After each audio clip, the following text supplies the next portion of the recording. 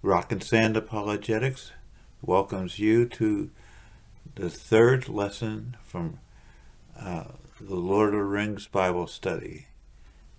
Today, out of the Shire comes Rider Rohan, focusing on Merry. So, say friend and enter. I have a sword, said Merry, climbing from his seat, drawing from its black sheath a small blade.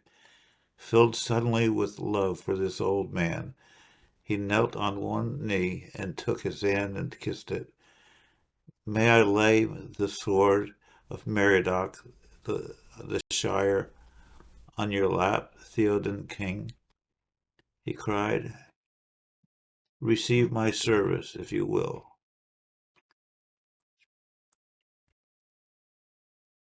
Gladly will I take it, said the king, laying his long hands upon the brown hair of the hobbit, and he blessed him. Rise now, Meriadoc, Esquire of the Shire, Esquire of the Rohan, of the household of Medusol, he said.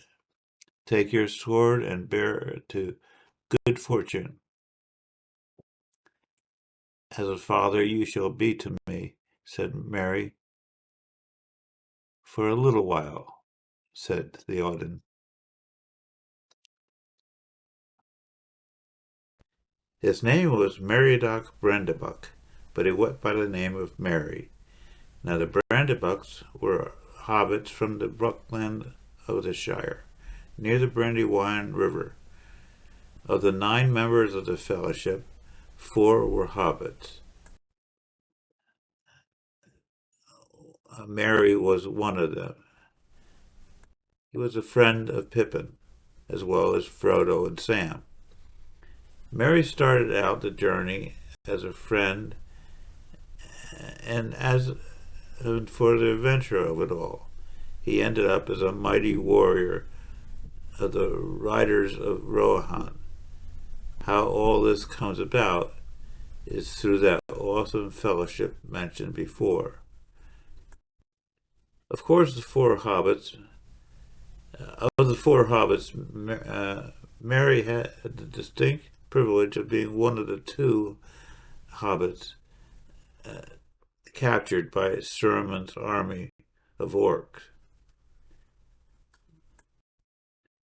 As we go down the list of the 12 Jesus chose to follow him, we find some may not have done with less than pure motives. Simon, whom he named Peter, James, and son of Zebedee, and John, the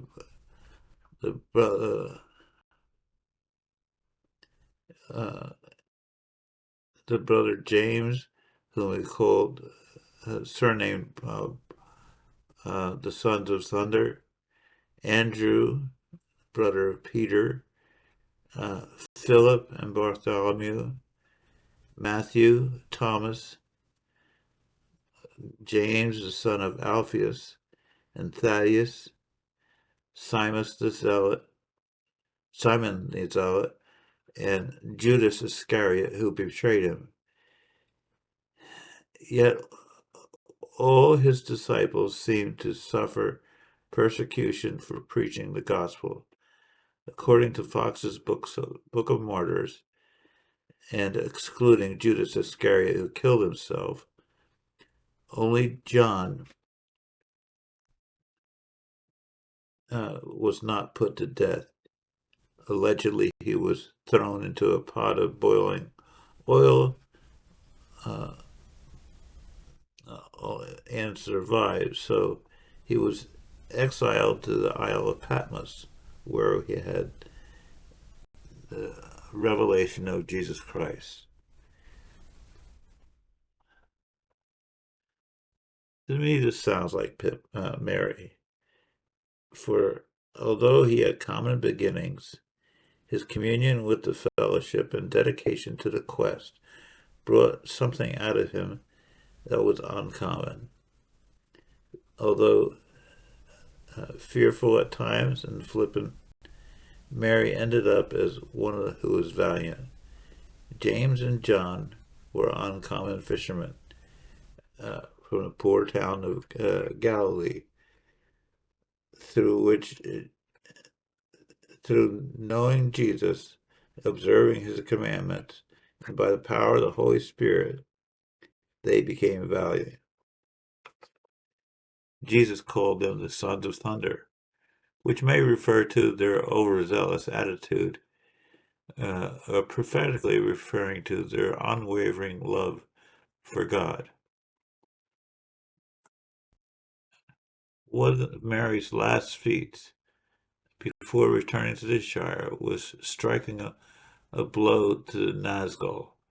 The feat was itself ineffective and almost cost Mary his life. It did, however, afford Ioan the pause needed to strike a deadly blow. I like Mary because he was serious at times, yet playful at times. He didn't get burdened down, even in the end. What he became was due to those around him and the task he was chosen to do.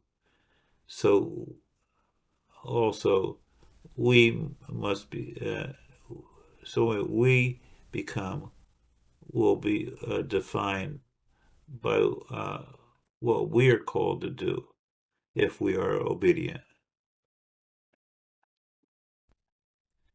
God has chosen the weak things of this world to confound the things which are mighty, and the base things of the world and the things which are despised hath God chosen, yea, and things which are not, to bring naught to the things that are,